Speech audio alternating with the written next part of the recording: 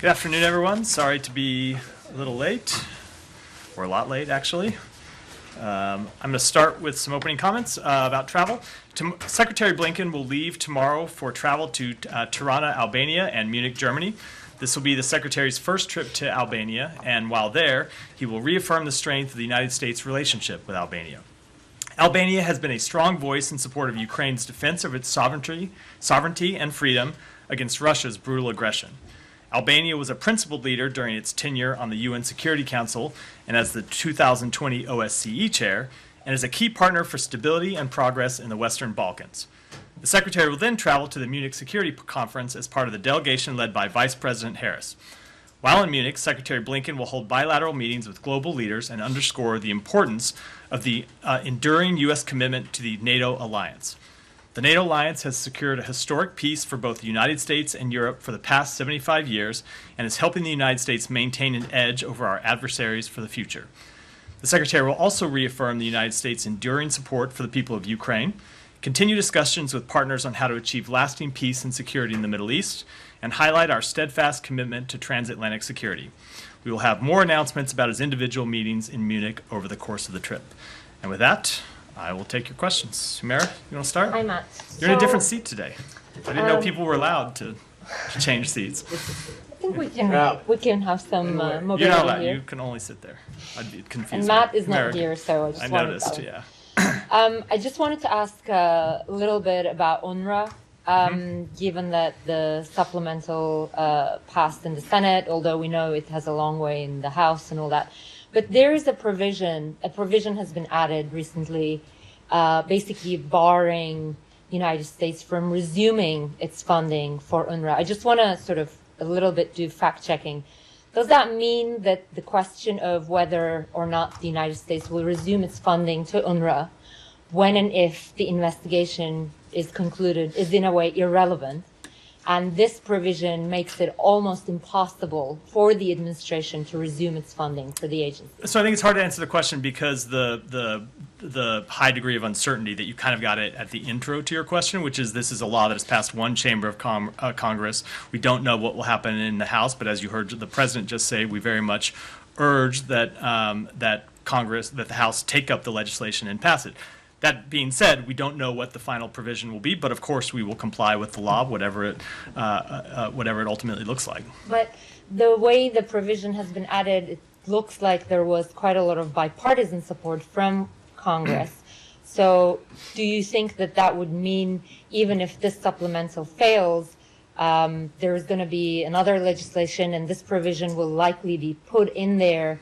How concerned are you basically that the administration by law will be barred from resuming its funding for UNRWA, and what alternatives are you looking at? So I just don't want to get into trying to speculate about what Congress might do. As you know, that is always somewhat of an unpredictable situation, and I think it's an incredibly predictable situation right now if you just look at the back and forth over this very piece of legislation between the House and the Senate over the past few weeks.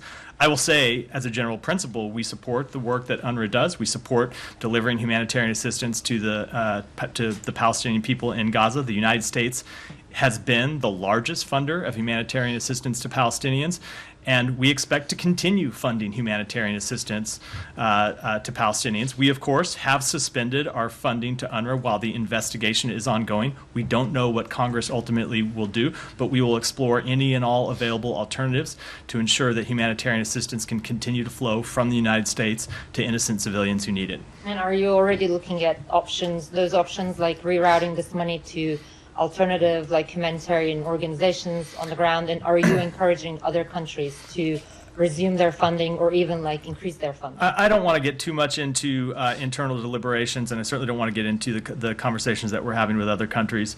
As you know, we have suspended our funding. I know other countries have done the same. I know we've done that in good faith because we think it's important to see the results of the investigation, and it's a legitimate thing for other countries to want to wait and see the results of the investigation and how UNRWA responds to that investigation as well. But of course, we are always looking at all available alternatives. We see the legislation that has passed in one branch of Congress. It is certainly possible that could pass through another branch and ultimately be the law. So of course we look at all available alternatives because, as I said, it is our priority to ensure that innocent civilians in Gaza can continue to get humanitarian assistance from the United States and from other countries who want to provide it to them. Okay, final thing is like the end of February is a critical date for UNRWA. So do you have like anything concrete planning towards that date? It's not too distant in the future. As I said, we are engaging in conversations with the United Nations and with our international partners about the importance of ensuring that humanitarian assistance is not interrupted. We'll continue to do that. There's nothing I can provide you in terms of specifics today, but those are conversations that are ongoing. And I would also say this does highlight why it's important that the United Nations investigation proceed as quickly as possible because of this very real challenge. Yeah, go ahead. Suppose that the investigation comes satisfactory and so on. Will the U.S. make a commitment that it will continue to... So, Saeed, whenever you start a question with suppose, it's like starting a question with if. You get to a hypothetical. I don't want to engage with a hypothetical. We will wait and see what let me just finish my answer. We will wait and see what the results of the investigation show, and importantly, how the United Nations and how UNRWA respond to the results of that investigation. That is as important, but both the backward-looking aspect of it looking aspect of it is important. So is the forward-looking aspect in terms of how they respond, how they impose accountability for any employees who are shown to have engaged in wrongdoing, and how they put in place any measures to ensure this can't be repeated in the future. Okay. Now, we know that UNRWA is not only in Gaza. It is in the West Bank. It is in Jordan, it is in Lebanon, it is in Syria. I mean, it takes care of millions of Palestinians.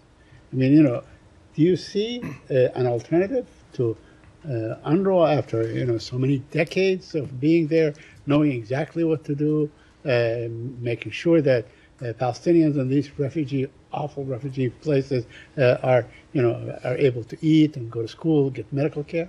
So, Saeed, we support the work that UNRWA does. Right. So I want to make sure that is very clear. Yeah, we support. You are the largest donor. I know we support that. That is exactly right, and that is why we think it's so important that they conduct this investigation. And that is all. I mean, this is just kind of we're speaking with this in relation to UNRWA, but this is always true when you see credible allegations of wrongdoing at any organization, whether it be a government entity, whether it be a nonprofit, whether it be a private corporation. It's important that that organization take action to ensure that people are held accountable, that they implement reforms if necessary, and that is all the more true at an organization that depends on funding from donors, as UNRWA does.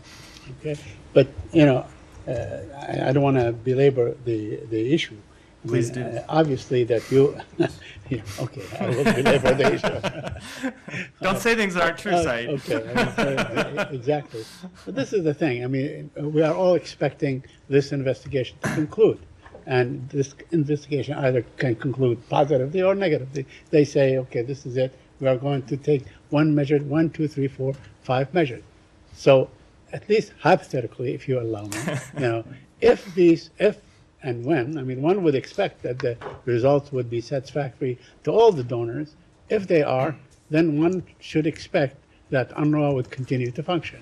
When this investigation concludes, we will have a response to it, but I don't want, for obvious reasons, to offer what that response might be while the investigation is very much underway. But as I said, we support the work that UNRWA does, not just in Gaza, but everywhere else where it operates it, because it provides humanitarian assistance that is critical. This is what I mean. Even if you get a satisfactory result from the investigation, but the Congress is barring you from sort of going ahead with, they're prohibiting you to fund UNRWA. Then what are you going to do? What's your solution? As I said, we will explore all available alternatives to deliver humanitarian assistance to the Palestinian people. We will follow the law, however. We don't have any choice to do that, and of course that's what we'll do. Could there be an executive waiver in this case? I'm sorry. You are now asking me to speculate about a law that has not yet been passed. So I do not know what provision, if any, will ultimately pass Congress. There's just no way to answer that question. I'll come back to you. Yeah. No, it's just to follow up on that. I mean, you say you support UNRWA, but you're effectively dropping UNRWA. You support that language in the supplemental. We'll see if it passes whatever. But at the moment, you do support that language. Look, that language cuts funding for UNRWA. When it comes so how can you say on one hand you support UNRWA, And on the other, you're saying, but we won't give you any money. So- That's a little bit an easy way. So when it comes to dealing with Congress, you always have to make difficult choices. Yeah. And this bill contains funding for Ukraine. It contains funding for Israel, contains funding for our troops in the region, and it also contains funding for humanitarian assistance for innocent Palestinians. And we think that funding is important to obtain from Congress. But Congress gets a say in how this works. They're a co-equal branch of government, and we engage in a back and forth with them, and ultimately you have to make kind of difficult decisions about whether you are willing to support a bill or not. And we made the decision that ultimately this bill is worthy of support because of all the good things it does. Can I ask about the Cairo talks today? Do you have any sort of readout of how the conversations are I do going? not. Do you expect a counterproposal to the counterproposal to be able to come out of I do this? not have a readout of how the conversations are going. I think even if I did, I would probably decline to give it from here. I can restate what we said going into these conversations, which is we do believe a deal is possible. We believe a deal is important to achieve. We're going to continue to push for a deal because we think it's important to get the hostages out and allow for a pause in the fighting to get more humanitarian assistance in and allow people to get to safety, but I don't have any update on the talks. There are reports that a shipment of flour from the U.S. is being blocked at Ashdod by some of the more extremist members of the Netanyahu government. Do you have any confirmation of this, and what kind of messages? So I have seen those reports. There's flour, U.S. flour, that has gone in to Gaza through Ashdod, not through Ashdod, goes into Israel through Ashdod, and then it ultimately makes its way into Gaza previously. We have funded flour that would provide food for 1.5 million Gazans for 5 months. It is critical that this flour make it to Gaza. It is critical that people have access to the nourishment that it would provide. And we are engaging with the government of Israel to try and make sure that flour can continue to get in, not just as a one-off shipment, but for a sustained period over months. We had a commitment from the government of Israel to let that flour go through, and we expect them to deliver on that commitment. And then there were a couple cases of Americans being detained by the IDF. One of the families, Samaher Esmail, says that she was beaten in Israeli custody, has been denied her medications, and has also not been granted consular access.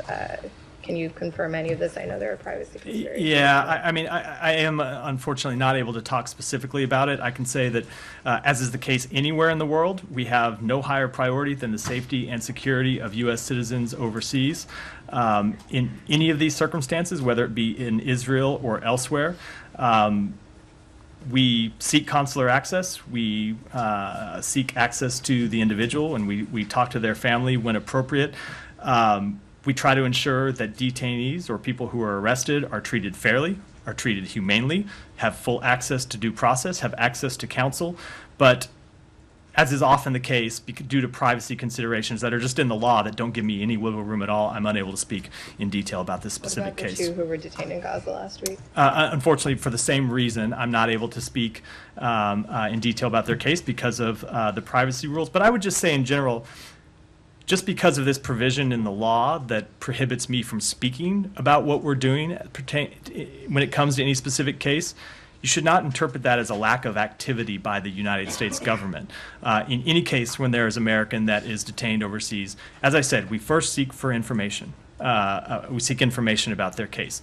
Then we seek to ensure that they are treated fairly, that they are treated humanely, that they are given due process, and that's true whether it be in Israel or anywhere else in the world. And then, Please don't interrupt your colleagues. on the same trend, Yeah, there just- was just another take a beat. American who was reportedly shot by Israeli forces over the weekend, an American teenager. Do you have any information about the circumstances of his death, and are you concerned this is becoming a trend? We've seen 2 American teens shot in the past month by Israeli forces. We are aware of this case. We are seeking more information about this. I would say has been another case, and in that case, we called for an investigation. There is an investigation that's ongoing, and in that previous case, what we've said, and I would reiterate today, is if that investigation finds that there should be accountability, we expect there to be accountability. We are still at the information gathering process with this second case, but as is always the case, if the information leads us to believe there should be further investigation or accountability measures, we will, of course, call for those both publicly and privately. I have another unrelated to this. Okay. I wanted to follow up on Jenny's question about the talks in Cairo. I understand you're limited in what you can say, and without getting into the details or the tenor of the talks, can you confirm that the Israeli delegation arrived with something in hand to discuss? I think I should let the Israeli delegation speak for matters that pertain to the government of Israel. Okay. Did you ever receive an explanation as to why there was a delay in confirming that the Israelis would take part in these talks? Again, that's a matter I think best addressed to the government of Israel, not to me. Let me ask you about Rafah. There was an investigation completed by Amnesty International that evaluated 4 strikes that took place last year in Rafah and found that those were not legitimate military targets. So one, do you have a response to the findings of that investigation? And 2, does that alter the United States thinking as the Israeli government weighs the possibility of an incursion into Rafah?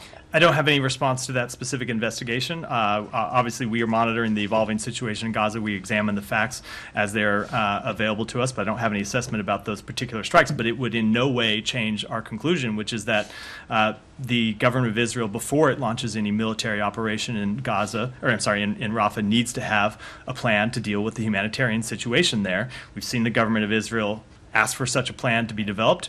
We think that's appropriate, and we think that once that plan is developed, it needs to be credible and it needs to be one that they can actually execute. And to confirm, you have not yet heard back on a plan that is credible or executable? No, it's my understanding that I think the Prime Minister only directed the creation of this plan Thursday, Friday, so no. One more. The status of the UN mission that the Secretary of State announced over a month ago now, is it any closer to happening in northern Gaza? What prospects do Gazans have to return to their homes in the north? So we want that mission to happen as soon as possible. The initial steps of it happened week before last, which was a 2-day reconnaissance mission that went into northern Gaza. That reconnaissance mission had been delayed because of fighting on the ground in northern Gaza. They were able to get in, not see all of northern Gaza, but see parts of it, and then made the decision that it was not safe for the full-blown assessment mission to go forward.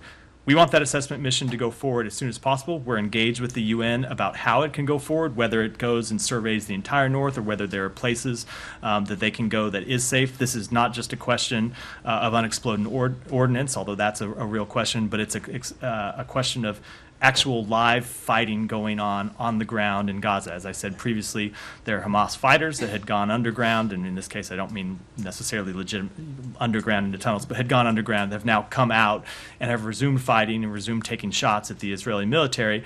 We want to see this UN mission happen as soon as possible, but I think it's in everyone's interest, including the UN's, that the mission be safe and that people be able to conduct the mission without being put in harm's way themselves. And so we'll continue to engage with the UN to try to get that off the ground really just as soon as we can. So just to confirm, I mean, from the U.S.'s perspective, from what you know about the mission and the circumstances on the ground, there's no near-term prospect for Gazan civilians to return to their homes. So I don't want to prescribe to answer that question. You have to be able to know what the findings of the mission are, and the mission hasn't launched yet. But certainly, we don't expect Gazans really to be able to return to their homes until this mission is completed and we know the circumstances, because you don't, again, want people to go into homes that are unsafe, into buildings that are unsafe, into buildings that are booby-trapped, into buildings where Hamas has left IEDs or where there is unexploded ordnance. So the mission is critically important, but I can't put a timetable on it. Yeah, go ahead. I have 2 questions, Matt. First, about protecting journalists in war zones. Last night, our colleague in Al Jazeera in Gaza got been targeted. Our correspondent lost his leg, and our cameraman also suffered severe injuries in Gaza. Are you still in contact with the Israelis, pressing them to make everything possible to avoid targeting journalists?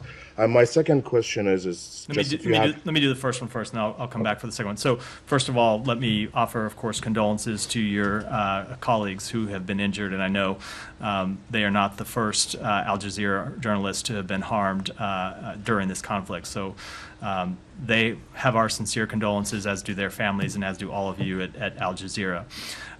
Yes, we continue to engage with the government of Israel to make clear that journalists ought to be protected. We understand, of course, that this is an active war zone. Journalists are doing are putting themselves in harm's way to bring us the truth, and we support their work in bringing us the truth, and we want to see that they're protected to the maximum extent possible. So go ahead with your second. My second question, if you have any comments on what Borrell was statements yesterday or day before yesterday when he said that if the United States wants to see or to minimize civilian casualties in Gaza, they should stop supporting Israel with arms shipments or with armed ammunitions. And he compared that to what the United States did in 2006 in the war in Lebanon, when they put a pause on supplying Israel with arms and ammunition. So just as a factual matter, I've checked with people here about the pause in 2006, and no one is aware of that actually being the case. So just as a factual matter. Secondly, with respect to the question about ongoing support, this is where we just have a fundamental disagreement, where we think it is in our national security interest and is in that we continue to support Israel's right to ensure that the October 7th attacks cannot be repeated. We want to see them have the ability to go after Hamas, to defeat Hamas. We know that Hamas wants to continue to target Israel. Hamas has been very clear about what their goals are, and they have not changed since October 7th. They want to continue to launch terrorist attacks. They are committed to the full-scale destruction of Israel, and we want to see Israel to be able to answer that. We want to see Israel be able to answer the attacks from Hezbollah in the north. We want to see Israel be able to deter attacks from Iran and malign activities from Iran, which continues to fund other proxies that are hostile to the state of Israel. So that is true. And it's also true that we want to see Israel do more to protect civilians from harm. And so I know sometimes it is difficult for people to understand that two things can be true, but those are the two things that we believe in. And so the obvious tension is trying to ensure that Israel can accomplish that first objective while doing everything in its power to ensure that civilian harm is minimized. And so we engage with them on that second question, offer them ideas and expertise and ways to minimize civilian harm. We have seen civilian deaths come down from the levels they are. They are nowhere near where they should be. They're still far too high. There's still far too many Palestinians that continue to die. It's why we continue to engage to try to achieve a humanitarian pause, and why we continue to work to try to bring a durable end to this conflict, and that's what we'll continue to do. Yeah, go ahead. Moving to another region, Yeah. Senegal. Could you speak to us a little bit about that in the sense of how you perceive things? The internet has been cut again. The protests are getting actually deadly.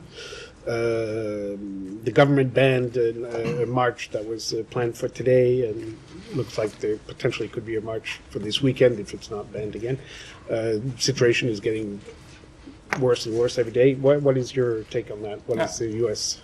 We are extremely concerned about the situation in Senegal, the political situation in Senegal. In fact, the Secretary spoke to the President of Senegal this morning to reiterate our concern about the situation there and to make quite clear that we want to see elections continued as they were scheduled. We want to see them take place as soon as possible.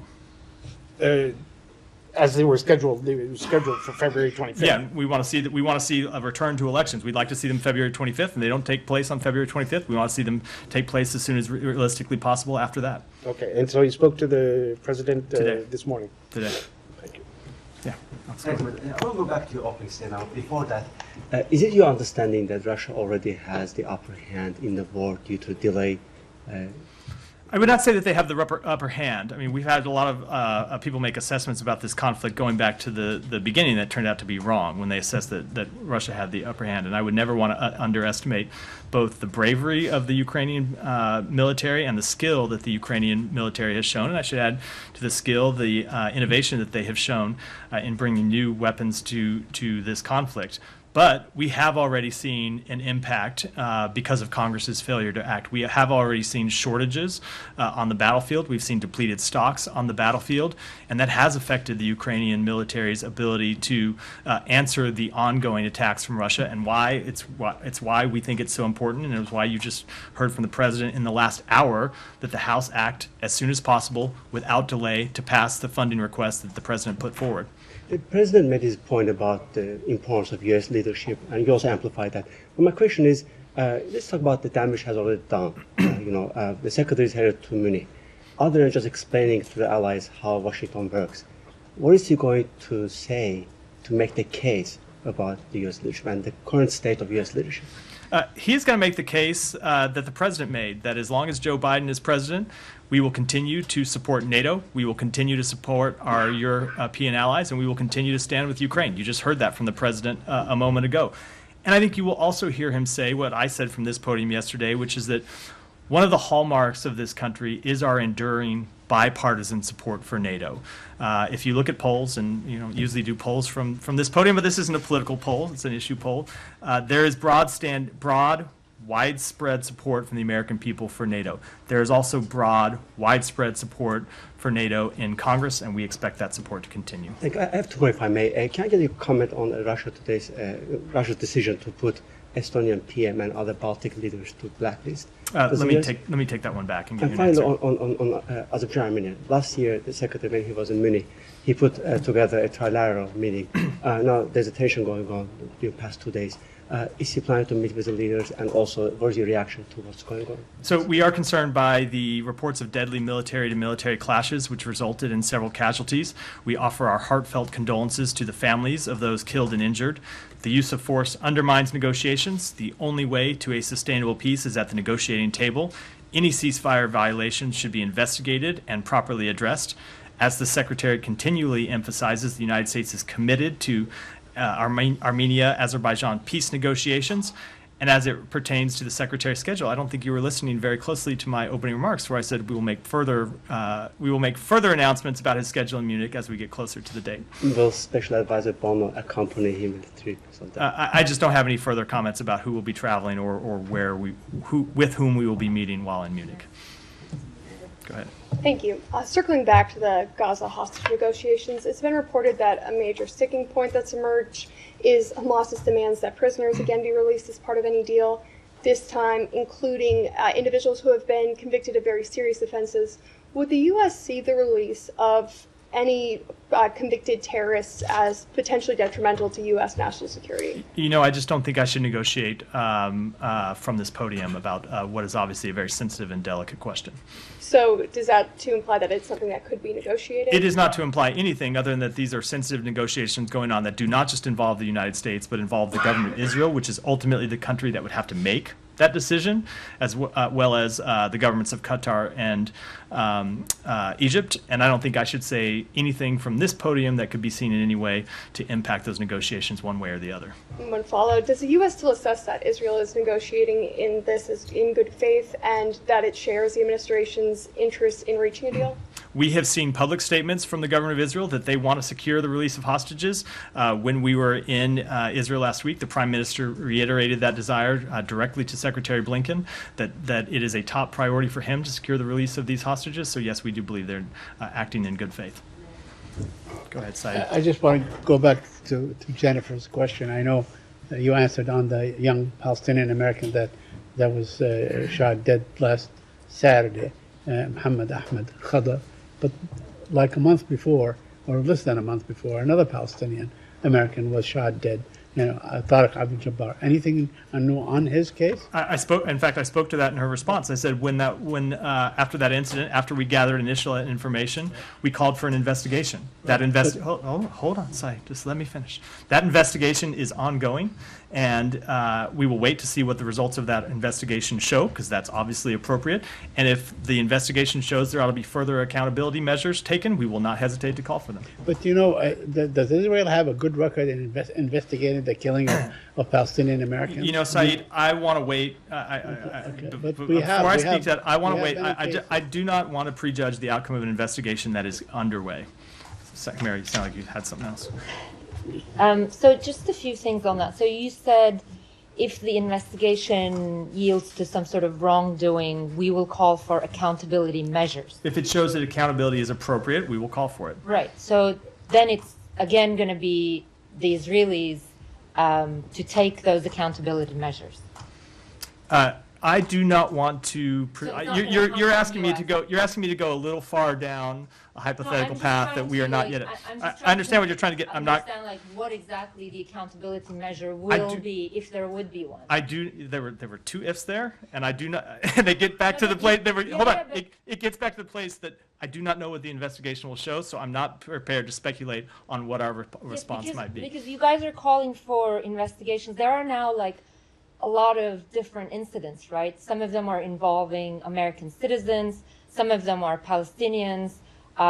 There are like a wide range of video footage showing the detonation of a university, for example.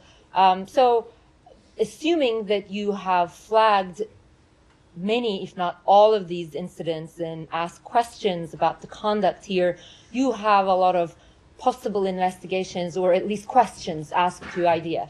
I guess what I'm trying to get at is what makes you think, what is the path to accountability here from the US side? How will you ensure the accountability? And what makes you think that given the cases of, for example, Shireen Abu Akleh, who was an American Palestinian journalist, what makes you think that there will be accountability? So we deal with the government of Israel in the same way we deal with every country in the world when it comes to treatment of United States citizens, which is when we see reports of U.S. citizens that have been detained, have been arrested, that have been killed, have been in any way potentially mistreated, we first gather information.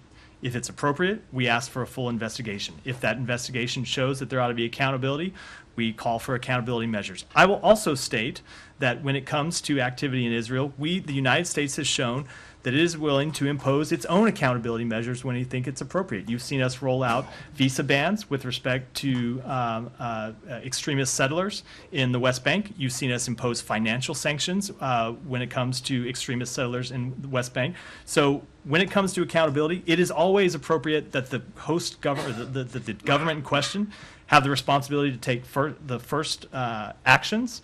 That is the responsibility that we expect any government to take. But we have shown that when we think more needs to be done, we are willing to take further action. And are you satisfied with the answers and the level of response that you're getting from Israeli authorities and IDF when you raise these incidents? Are they like? So we're a little bit mixing apples, and you're mixing a little bit. Hold on, just let me say, you're mixing consular issues and actions in Gaza, not consular issues necessarily. No, I'm just trying to get a sense of like how responsive they are when you raise these issues with them. We have the ability to get answers from the government of Israel when we raise them. Right, and my final thing is Senator Chris Van Hollen, in his floor speech, accused Israel of, quote, textbook war crime, quote, in remarks detailing a lack of access to food in Gaza, which gives me another excuse to ask a previous question from other briefings. Is there any ongoing atrocity determination process within this building looking at whether there's been breaches of international rules of war in Israel's military conduct? So as I've said before, we are monitoring the evolving situation in Gaza and are examining facts as they develop as part of our regular work and normal process. I'm not going to get into what the internal deliberations look like. We do seek to thoroughly assess reports of civilian harm by authorized recipients of U.S. Provided defense articles around the world, including under the Civilian Harm Incident Response Guidance, the CHIRG. We can't comment on the specifics of ongoing reviews, but as we have said before, we are reviewing incidents in the current conflict according to the process set out in the CHIRG. That process is not intended to function as a rapid response mechanism. Rather, it is designed to systematically assess civilian harm incidents and develop appropriate policy responses to reduce the risk of such incidents occurring in the future, and to drive partners to conduct military operations in accordance with international humanitarian law. So you do have CHIRG processes looking into Israel's military conduct? We do. We have said that before, yes. Okay. Channing, go ahead. Thank you, Matt. On Russia, North Korea, China, North Korean delegation visited Russia today at the invitation of the Russian parliament. And Kim Sagal, who head of the North Korean delegation, is on the U.S. and South Korea sanctions list against North Korea. And Kim Sagal is also involvement in the development of ballistic missiles and weapons of mass destruction while he was director of the military's General Political Bureau. How would you comment? I don't have any specific comment other than that we will always seek to appropriately enforce our sanctions. Okay, secondly, China is also violating sanctions against North Korea. How do you think Russia and China violation of sanctions against North Korea will affect UN Security Council? Again, we will always appropriately enforce all of our sanctions. Go ahead. Thanks, Matthew. Today, Secretary Blinken hosted King Abdullah. What is the State Department doing to get Jordan to extradite Aklam Tamimi, a terrorist wanted by the U.S. for a bombing that killed 2 Americans in 2001? And then, do you think Democrats and Republicans in the House should use the discharge petition to bypass Speaker Johnson in passing the Senate supplemental? So as it pertains to your first question, I'm going to defer comment to the Department of Justice, as we always do when it pertains to matters of extradition. And with respect to your second, I certainly don't want to comment on internal legislative dynamics in the House. Gita, go ahead. Thanks, Matt. As you're working towards release of the Israeli hostages and sending humanitarian aid into Gaza and everything related to that war, Iran today test launched 2 ballistic missiles, and it seems like they have just converted a container ship into some ship to carry weaponry in. Does the Biden administration feel pressured in expediting settling and putting an end, bringing an end to the conflict in the Gaza Strip? So we want to bring an end to the conflict in Gaza as soon as possible for a host of reasons. One is to stop the suffering of innocent civilians in Gaza. One is to find a way to ensure Israel's lasting security. You've seen the Secretary engage in diplomacy around this question, where he's traveled the region to coordinate with partner countries about a way to find a durable and lasting peace. And of course, it's very much to end the risk of instability and end the risk of further conflict. That has always been the case. And what Iran is doing, including what its proxies are doing, that's not adding to the pressure. No, look, Iran's proxies have engaged in destabilizing activity before October 7th, and of course, don't forget that Hamas is one of Iran's proxy groups that it funds and has funded for years. That is the instigator of October 7th, and who is responsible for the attacks of October 7th, and is responsible for this entire conflict in the first place. So we have long seen destabilizing activities from Iran, and we have held Iran accountable for those activities, and we will continue to hold them accountable for those activities going forward. Matt, another subject that has been a concern of the U.S. regarding Iran, its nuclear program. For the umpteenth time now, IAEA Director General today has again expressed concern, saying that Iran's nuclear program is not transparent. Where does that fit in? Isn't that a matter of concern that while you're busy in the Middle East, that Iran could go further than where it is right now? It remains the policy of the United States to prevent Iran from obtaining a nuclear weapon. That has not changed, and it will not change. And we will continue to engage with the IAEA as well as with our partner countries in the region and beyond to ensure that it cannot achieve such a weapon. Go ahead, Harry. According to media reports on Monday, a group of 20 unidentified individuals seized the Nobel laureate Professor Muhammad Yunus' offices. And as you are aware, that Bangladesh regime has taken control over one-sided parliament, judiciary, media, and anti-corruption. Now the entity like Grameen. So what is your perspectives on these situations? So I would say regarding the multiple criminal cases filed against Dr. Muhammad Yunus, we note that the labor case was tried with unusual speed. The Anti-Corruption Commission has approved a charge sheet for additional cases. Those have drawn widespread condemnation from around the world. We share the concerns voiced by other international observers that these cases may represent a misuse of Bangladesh's labor laws to harass and intimidate Dr. Yunus. We worry the perceived misuse of labor and anti-corruption laws could raise questions about the rule of law and dissuade future foreign direct investment. And we encourage the Bangladeshi government to ensure a fair and transparent legal process for Dr. Yunus as the appeals process continues. The Voice of America and Taliban announced that 2 Taliban detainees from Guantanamo have released previously and were kept in Oman. They went back to Kabul and received a red carpet reception. At the meanwhile, there are some reports that Mr. Rahim Haqmal, who were assistants to Osama bin Laden, have released by the U.S. agency. Isn't the U.S. government worried about releasing these high-profile terrorists and if they pose any direct attack or threat to the United States? So with respect to the detainees that were released in Oman, we were not involved in that release. It occurred after the expiration of security guarantees made by Oman during their initial transfer in 2017. Okay, another question about Yeah. the Doha summit. What's the United States stance in the upcoming UN conference in the Doha about Afghanistan? So, Special Representative for Afghanistan Tom West and Special Envoy for Women, Girls, and Human Rights in Afghanistan, Rina Amir, attended the last UN Secretary General's meeting of Afghanistan envoys in May of last year, and they do plan to attend the next one this month in Doha. The meeting follows the UN Security Council resolution on Afghanistan adopted in December.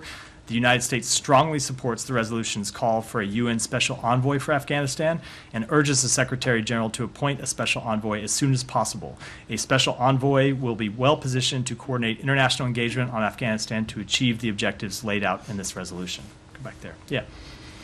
Excuse me. I have a couple questions. One about Egypt. Have you spoke with Egypt about their rules during the Rafah operation that we are expect, and are you going to support Egypt financially if they have any future rules in Gaza or during the Rafah operation, like during the trip that you traveled with Mr. Blinken to Egypt? Have you discussed any rules from Egypt? Because we see the far right wing in Israel accusing Egypt that they are complicit or like they are involved in 7th of October somehow. Do you agree or disagree with this? And what is the role of Egypt that you see in the future during the Rafah operation after that? The second question... There were like 5 questions in that one, so let me hold on. Let me answer that one before you go on to the second one. First, with respect to October 7th, no, of course there was no Egyptian involvement in October 7th. There's been no evidence presented to support that. I will say that we have found Egypt to be a great partner in both getting humanitarian assistance into Gaza to help innocent civilians there, and helping to get American citizens and others out of Gaza, including wounded Palestinians who needed to leave Gaza to seek medical treatment. And we have found them a productive partner in helping to secure the release of hostages. And of course, they are involved in the ongoing talks to secure the release of hostages and a humanitarian pause. Now, second one. Listen, we have read that USA warned Israel or urged Israel to not conduct any big operation during Ramadan. You know, Ramadan is holy month for Muslims, and it's like now we are less 1 month to Ramadan. It's like gonna start at March 10th. And do you support like this idea that like pausing or like not permanent, but like at least ceasing fire, suspending any operation during the Ramadan? As you know, it's like holy months for Muslims, and like we have 1.4 million in Rafah. I don't want to answer that question about what may happen a month from now, because before we even get to that, we are trying to achieve a humanitarian pause and a release of hostages that would extend for some time, including through that period. So that is the goal that we're trying to achieve at this point. Jen, go ahead, and then we'll wrap. That he spoke with Paul Whelan yesterday. Do you have any more details about their call? Only in that it was, I think now the third, I may have that wrong, maybe he's had a number of calls with Paul Whelan, who of course is speaking from prison. He assured Paul Whelan, as he has in his previous calls, that we're with you. We have not forgotten you. We continue to work to try to secure your release, and we will continue to work to try to secure your release. It is the top priority, not just of the Secretary, but of President Biden as well. And can I follow up on what you told me yesterday about the proposals? Has Russia rejected them outright, these significant offers? The proposal that we, the last proposal that we spoke about publicly, they did not accept, and I think I don't want to talk in any further. I don't want to speak in any further. You should not interpret that one way or the other, but we decide when we're going to make things public, and we have not given you a further update. I'm going to wrap for today. Thanks, everyone.